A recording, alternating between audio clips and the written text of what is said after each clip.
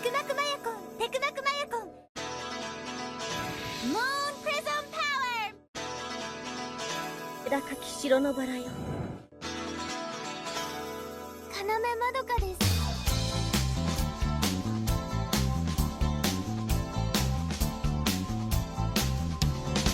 I've been watching a lot of anime recently.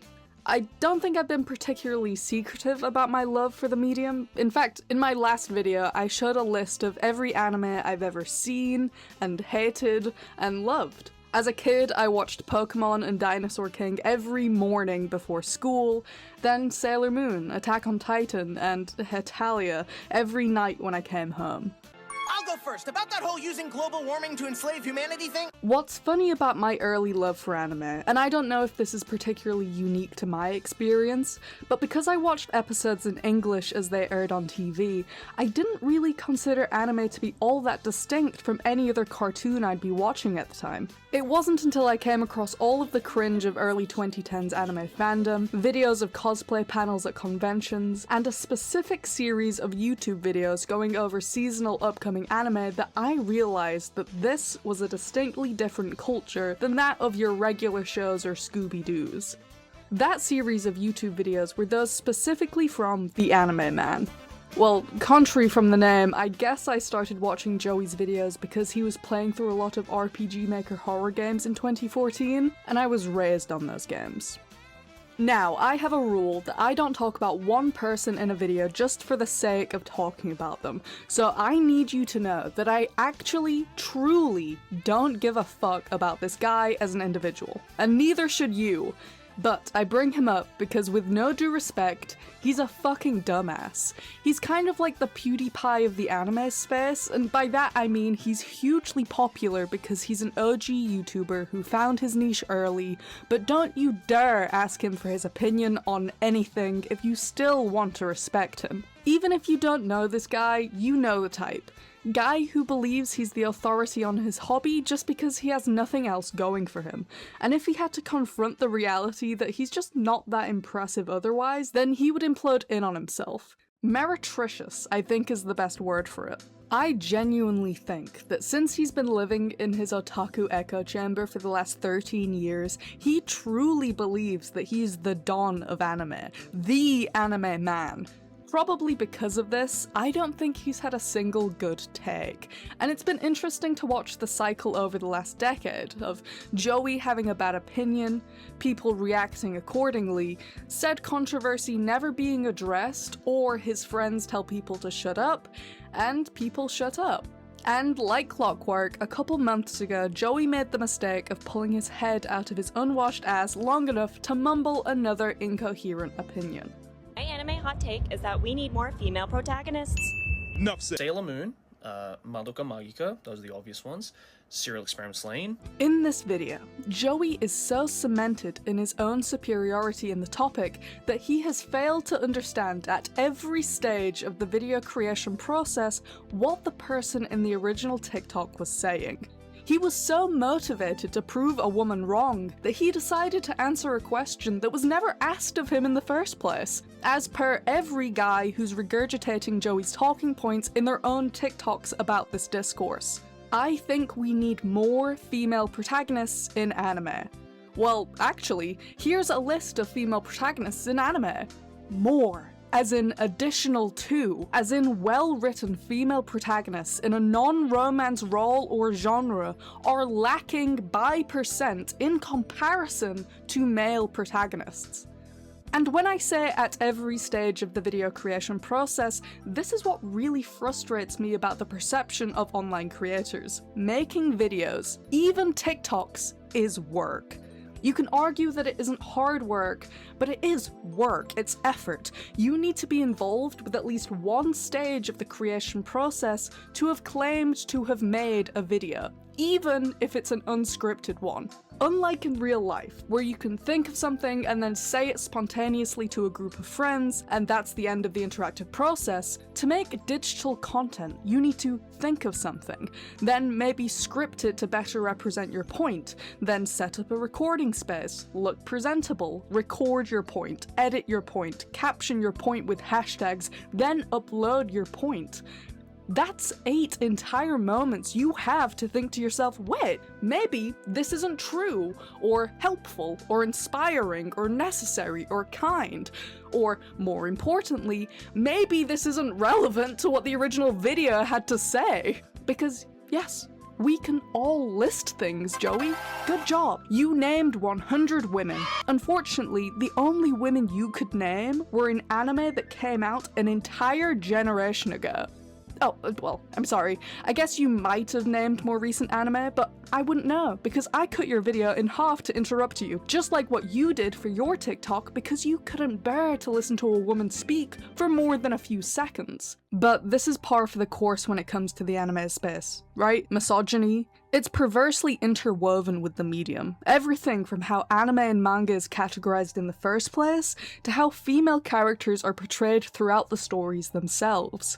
The anime space is just one facet of a global culture that is suffering a misogyny crisis. Every day, I'm forced to wake up and discover a new incel neologism or anti-woman rhetoric. She's a bird, a bitch, a bimbo, a foid, and POV the popular girl who, or POV that male-centered pick-me girl who, or that annoying girl who, or that clocky girl who, or girl, check your flow app as a replacement phrase for you're just on your period, or maybe you're in your luteal phase and I shave every day because I love the divine feminine, but I'm just a girl who eats my girl dinner while my boyfriend works his big boy job. Grow up! Grow the fuck up! Get a hold of yourselves! Snap out of whatever spell you're under! I'm fucking serious! The rise of fascism isn't some abstract sociopolitical theory, it's a descent to reactionary thought that works on an individual level. Check in with yourself and examine your internal dialogue when you speak about women, even if, and especially if, you are a woman.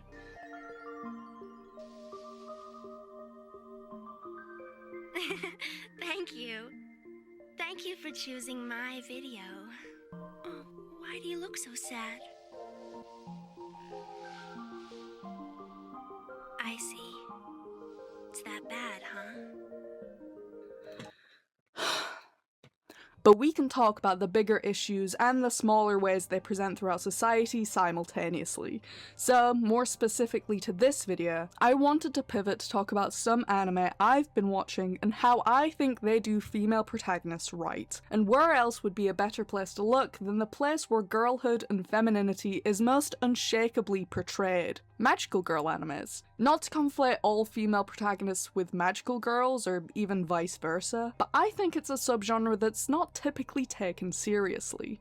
When we talk about the magical girl subgenre, one word that reappears regardless of the story or time period is cute. A word that is, to me, unflinchingly political.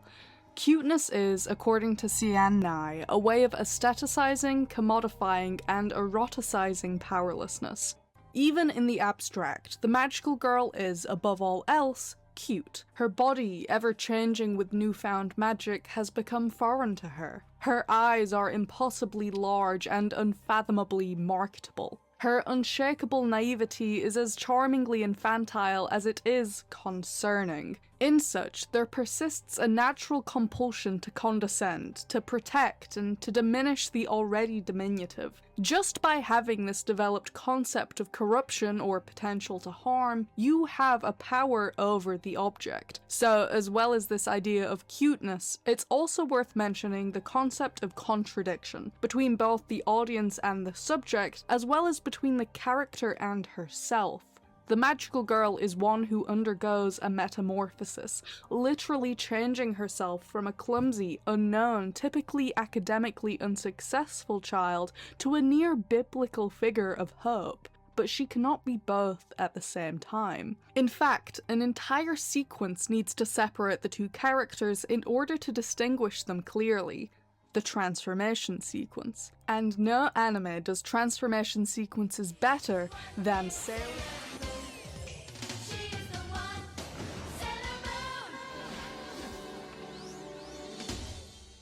Sailor Moon to me is the prototypical magical girl story.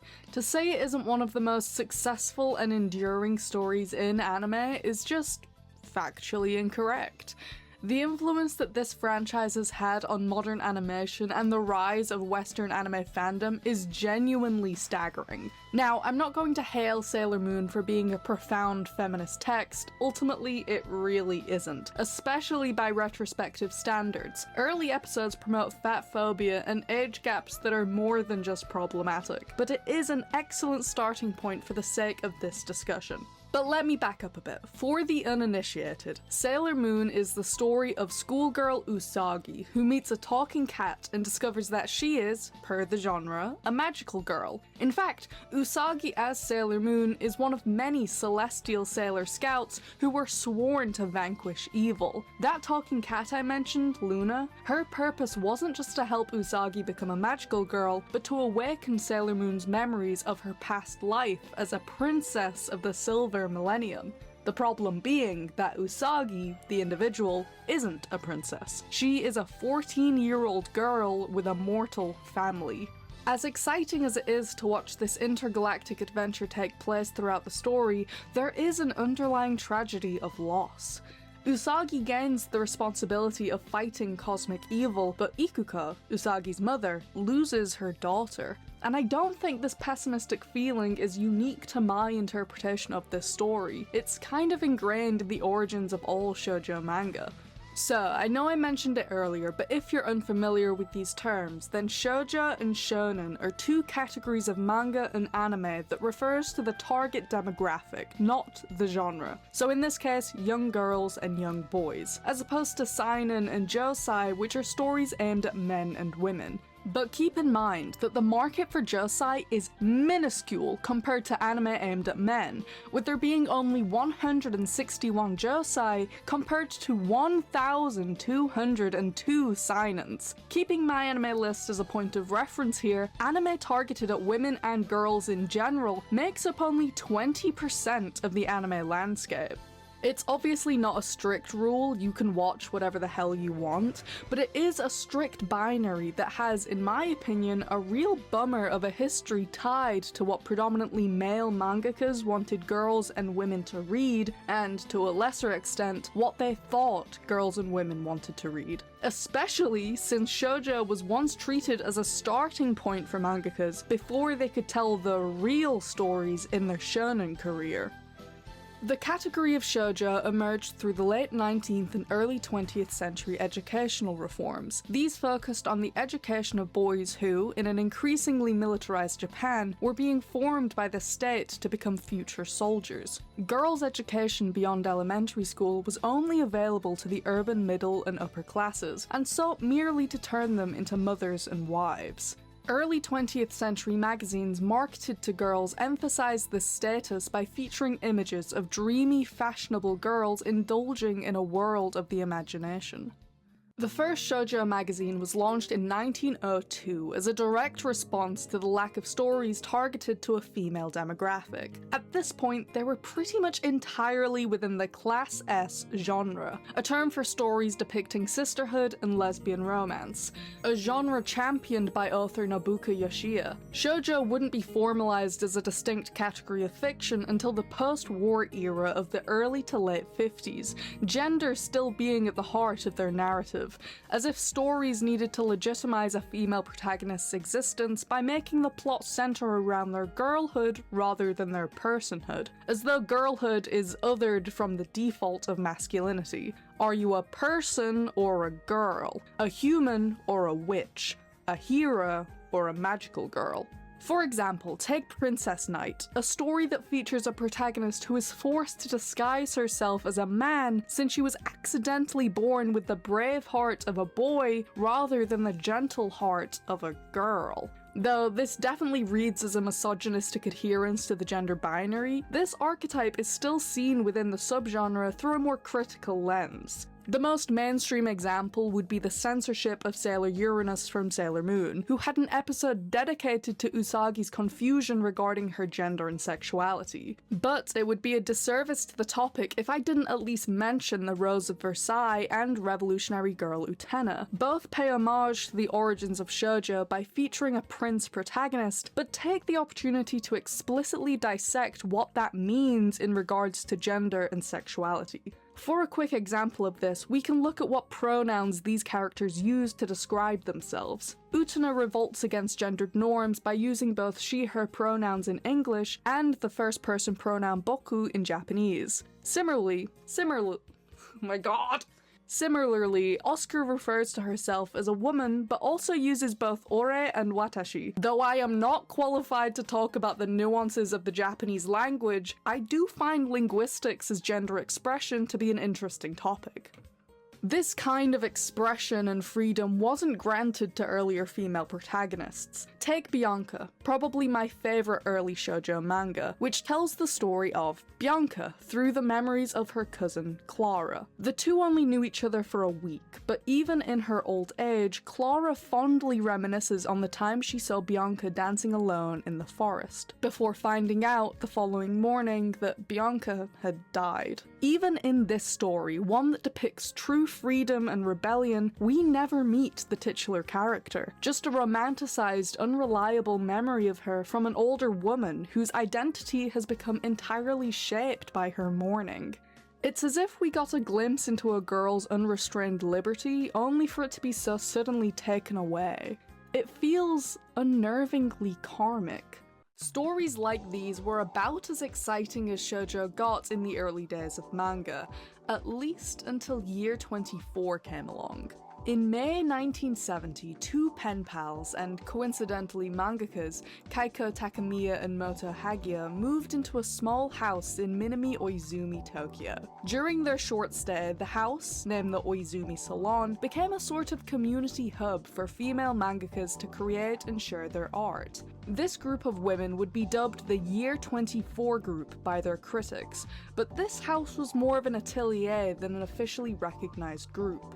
Year 24 produced groundbreaking shoujo manga that really revitalized the scene, like the Po Clan, The Couple in the White Room, which is considered to be the first ever Yuri manga, or They Were 11, which, based on the plot, is essentially a precursor to John Carpenter's The Thing. Shoujo manga was finally free from the prison of coming-of-age romances, and that leads us nicely back into the international success of Sailor Moon. It certainly wasn't the first magical girl or Magica story. The Secret of Akko-chan gets credit for that. But for a lot of people, Sailor Moon was their first introduction to anime, or at the very least to shoujos and magical girls. People at the time didn't even really know how to talk about these characters. Just watch how the American journalists in this Dateline special are talking about Sailor Moon in regards to the upcoming Sailor Moon toy line. Heads up, this blonde bombshell and her girlfriends have invaded the U.S. These are Power Rangers who can be sweet and innocent one minute, tough and sexy the next. In a country where women still have their place and it's almost always behind a man, she's created a hit comic where all the heroes are women. Oh, now we're in a different prison. I do not need to say that the Sailor Scouts are all 14, because this is weird regardless, but I'm willing to chalk up this sexualization to an uncomfortable misunderstanding. I'm sure the Dateline's writing team didn't know what the hell a Sailor Moon was, even if I do think the reflex to sexualize female characters is an interesting impulse that speaks to a larger societal issue. When it comes to the perversive issue of people generally sexualizing girls in anime, I think there's a sort of interplay between the pedophilic culture of beauty standards, Orientalism by proxy, and objectifying misogyny, both from the viewer, the observer, and the creator. I distinguish between viewer and observer because I think being an active participant in the watching of anime and being a passive non-participant are two very distinct experiences, but both provide insight into the overall perception of, for example, magical girls. Think, for instance, the difference between an anime fan sexualizing their favorite character versus your coworker seeing a picture of an anime character and immediately showing disgust after believing it to be perverse or sexual. Each highlights a different level of familiarity, but ostensibly yields the same result. She wears glasses. In the fourth season, she gets glasses, and also in the fourth season, when she powers up into Super Sailor Mercury, she gets 3 earrings instead of just the one. So let's talk about contradiction again. Shoujo at large was inspired by the avant-garde movement to establish a new boundary for what stories for girls could be, at the detriment of a rising social tension by an increasingly mainstream pedophilic gaze. So, how liberated can a girl be under patriarchy, especially when we consider who is drawing her, and increasingly, who could be watching her? Seriously, G, you can't treat them like they got any brains, that's for sure. Treat them like the dumbass bitches they are. My hoe's so dumb, she freaking loves it like that. I just tell her, I'll bust your shit, and she shuts right up. You lit up on them and they're all like wanting to get married. You can't be soft, man. Can't be soft. I'm all like, you think a shit for brains hoe like you is gonna be making as much in 10 years? That body ain't gonna last forever, you know. And then you dump them, and they get all whiny. Hey, is this world even worth protecting? What have I been fighting for all this time? Answer me. Right now. Come on, tell me. Or else... Madoka Magica is the story of schoolgirl Madoka Kaname, who meets a talking cat and discovers that she is, per the genre, a magical girl. Wait, we've done this one already. Now, this is where I have to admit something that represents the evil in my soul. I only watched Madoka Magica for the first time this year, because I was under the impression that it's just another magical girl story, which is a complete betrayal to myself because this anime is so much more than that.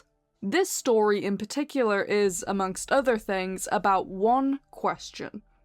If you could have any wish in the world granted at the expense of your soul, what wish would you make? In this world, being a magical girl isn't a blessing, it's a punishment for having desires, and the consequences of this role are severe. Your soul is untethered from your body, a body that now has magical abilities, but in order to keep these powers and your life, you need to kill witches. Already we can see the political and religious undertones of this language. To aspire to something greater is a sin that will leave you soulless. The witches are the enemy, contrasting the innocence of a magical girl. Even the term girl here is intentional. If you make the wish, sign the contract, then you are destined to never grow up. You were denied womanhood. Because a witch in this story is a former magical girl who has fallen into despair. She has failed to uphold the presentation of naive femininity and has morphed into a grotesque facsimile of herself. To society, she is invisible, and only parts of her life are identifiable in the abstract. A witch's humanity is never even acknowledged until Madoka learns the truth towards the end of the show. It's almost a cliche at this point to say that Madoka Magica is a complete deconstruction and subversion of the magical girl trope, but it really is. It dares to ask, if the transformation of an average student to a hyper-feminine figure of responsibility was symbolic of puberty, then what if it was instead representative of puberty's horror? If the unity of a magical girl group is found family, then how do we unravel that family's enmeshment? If a magical girl has to fight evil to save the world, how does that world society justify the grooming of these girls to face such a danger? And from the perspective of a victim of violence, is that world even worth saving? Other magical girl stories may confront some of these questions either intentionally or not in its subtext, like the prevalence of grooming seen throughout Cardcaptor Sakura between the show's teachers and students. But in Madoka Magica, the dark underbelly of girlhood is the text, the explicitly political intention of the show insofar as feminism is an expressly political movement. But are these ideas an easier or harder message to examine when the subject is so cute? The aesthetic of Madoka Magica features a sort of tactical cuteness, used to socially disarm the viewer before exploring the narrative's darker themes, a strategy that is also seen in artwork like that of Murakami or Kazuhiro Hori, or as seen in a more recent anime, A Witch's Life in Mongol. In both of these shows, we see violence, murder even, but it's wrapped up in such a shiny bow, finished off with such an adorable polish that it's kind of an easier pill to swallow, even if the contradiction is sharp, maybe even off-putting. I mean, that's the whole reason that Doki Doki Literature Club found virality, right? Or even that one anime lost media thing, Saki Sonobashi? Like, what if something cute was actually all fucked up and evil? It's just a glimpse into my twisted mind. Anyway, the reason I find Madoka Magica to be specifically efficient is in its use of the avant-garde. I've said that word a lot, so let me actually show you what I mean to say if something's avant-garde. When we talk about art, or even politics, to describe something as avant-garde is to describe it as groundbreaking or innovative. In fashion especially, the avant-garde does tend to have a specific look, but really there's no one way it's supposed to look. It's more of an art movement than a unified aesthetic. Clement Greenberg speaks on the sociology of avant-garde art as it exists to be a rejection of the artifice of mass culture, a rejection of the dumbing down of society. While analysing avant-garde art as an intentional opposition of classical or traditional art, you are forced to realise your own interpretation, forced to learn and to develop a deeper understanding of the medium and technique, as opposed to the restrictive role of a passive viewer who is entertained by beauty for the sake of beauty. Coincidentally, a lot of my favourite anime can fall under this term, shows like Fooly Cooly and Serial Experiments Lane. And when it comes to Madoka Magica, we can definitely see a rejection of the expected, specifically in how the witches are depicted within their more surrealist scenes. But when we see metaphorical scenes like this, we should ask, at what point can violence be abstracted before it's deemed palatable? Or would it be more impactful to just show it? Dandadan is not a magical girl anime, technically, but it is the comedy sci-fi story of Okarun on his journey to reclaim what has been stolen from him after suffering a yokai curse, during which he's joined by protagonist and fellow classmate Momo. He believes in aliens, she believes in ghosts. Can I make it any more obvious? Very specifically, the thing that was stolen from Okarun was his balls. He had his nuts taken, so ultimately this is a story about saving his manhood, right? Well, no. The story focuses on this plot point as the overarching objective, but it's a goal that is set against a story that is very explicitly about violence against women in Japan. The most evocative moment in the show regarding this is seen in Season 1, Episode 7. To a Kinder World. The context for this episode is largely irrelevant. All you need to know is that it begins like this.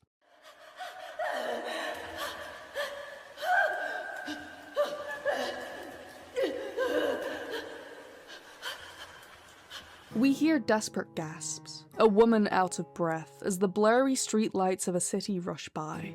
This woman is in a frenzied panic, seemingly running towards or maybe away from something. She turns corners hastily and looks around the empty streets with desperation, but the rain blurs her, or our, vision. This scene is entirely from her point of view. Suddenly, she collapses and reaches up towards a starless night sky. The scene then cuts to her perspective now, several meters taller, looking down on Momo and Okarun. This woman is, or has become, a yokai, a sort of Japanese spirit that persists after death due to a strong unresolved emotion. We're told that, supposing our protagonists defeat this yokai as they typically would, then her mortal life will be forgotten. She would have existed without legacy. Prior to her life as a yokai, this woman was a mother, forced to sell her body in both menial part-time labor and sex work in order to earn a comfortable life for her daughter. We don't know much about them, but in this episode's montage we see that they eat together, dance together, and care very deeply for each other. This peace is destroyed when two men break into their home, attack this unnamed mother, and kidnap her daughter. This is what she was chasing at the beginning of the episode, this being her last moment before her death. Apologies for mentioning something that isn't anime for a moment, but this episode is very reminiscent to me of the 2006 film Memories of Matsuko. It's a film about a lot of things, but most importantly, it's about the story of a woman's meaningless life. Which is to say, a life rich with people and mistakes and renewal, about what it means to have failed over and over again, and inevitably, to die. Like Magica, the nameless woman we're introduced to in this episode of Dandadan does not, in fact, have a meaningless life, if such a thing exists. In just a glimpse, we can see that she struggles. She may even feel unfulfilled in some aspects of her life, but she has love in the shape of a daughter, a love that is taken from her before she dies. I've read about a lot of people's refusal to watch or engage with Dandadan due to its portrayal of assault against its female characters. That is fine. I do, however, need to emphasize that these scenes are actually, in my opinion, integral to the overarching plot because that is the point of the show. At no point are these scenes used as comedic relief or shock value or fan service, at least in my reading of the show's depiction of it. It's just uncomfortable because it's an uncomfortable topic, depicted through the use of aliens and yokai as an allegory for the dissociative experience of assault. It is, at least in comparison, a show that is more explicit in its portrayal of this kind of violence. For both this woman and Momo, their bodily autonomy was stripped from them by force, and in a more abstract sense, the same can be said about all of the characters I've brought up today. When Kant wrote about aesthetic judgment, he first described the distinction between an object's agreeableness and its goodness. So, say you see a stuffed toy. You judge it immediately. It is soft. That is a near reflexive thought. The object is agreeable. Then, after holding it in your hands for a moment, you have to think more deeply about it. How was this toy made? Does this toy represent something bigger than it? Could this toy promote harm? In other words, is this object good?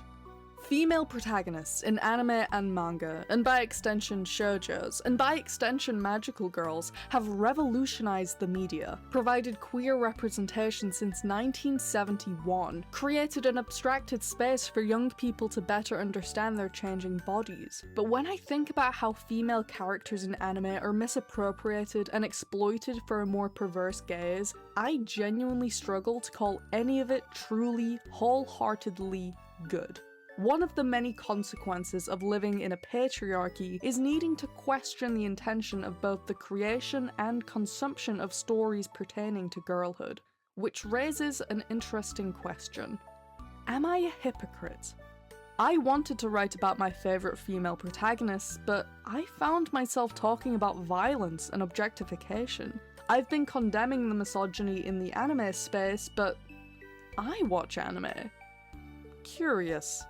Antolin Nguyen wrote it best in her 2021 open letter to woke weebs.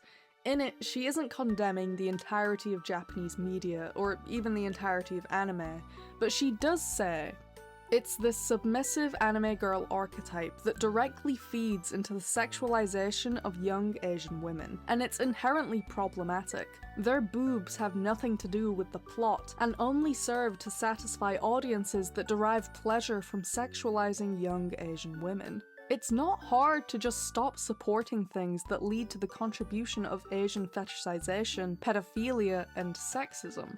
And that's the whole point, right? We don't need more female characters in our media just for the sake of it, but because the representation women have right now is perpetuating actual harm against real women. Real Asian women specifically. I like the stories I've talked about because they're, ironically, significantly truthful, maybe even uncomfortably truthful. And we're going to see stories that focus on these kinds of traumatic themes, either told abstractly or with uncomfortable realism, for as long as oppressive trauma is a societal issue. Though, if anything, this whole discussion highlights a need for greater diversity in the writing, drawing, animating, and marketing of female characters in order to tell these stories with tact. At the heart of this issue is one of exactly that, diversity. And I'm not even saying men can't write female characters or female protagonists. I'm just saying that they should at least have some semblance of respect for women first. There seems to be this misunderstanding from some fans of not just anime, but of film and art in general, that increased inclusion directly causes a decrease in specific representation. If there are more female protagonists in media, then that means there will be less male protagonists. Or you might have seen, if there's more black characters, then that means there's going to be less white characters, for example. Obviously, this is a flimsy and pathetic argument used to cower behind misogyny and racism, an argument that hinges on this strange idea that fiction has a finite amount of spaces that would be taken up by characters that don't look or sound like this stock image. One of my lesser gripes with this idea is, how boring is that? If I only watched anime featuring a protagonist with my gender and skin color, I would have or in High School Host Club? You need a more expansive media diet than just what you can already relate to. You should be challenged and curious when watching shows and films featuring a lived experience of another person. That is exactly why I like magical girl anime. I cannot relate to their experience of girlhood and femininity, but I can empathize with and relate to their struggle. I can understand what they represent, not just in the text of their shows, but what they represent to their audience. Escapism via femininity, sisterhood and aspiration in spite of patriarchy, unflinching queerness. It's a subgenre that luxuriates in its concept and doesn't shy away from its politics, and I think that is specifically what we need more of in anime. And female protagonists. We definitely need more female protagonists in anime, and not just magical ones. Obviously. Also, sorry if you were expecting this to be like some kind of takedown of the anime man. You know that's not how I do things over here. His whole drama was more of a jumping off point for me in the making of this video. But if you do want to know more about him and his various controversies, then Mo Hates Media has a great series of videos specifically diving into Joey's various controversies and bigotry. I really enjoy these videos, I cannot recommend them enough.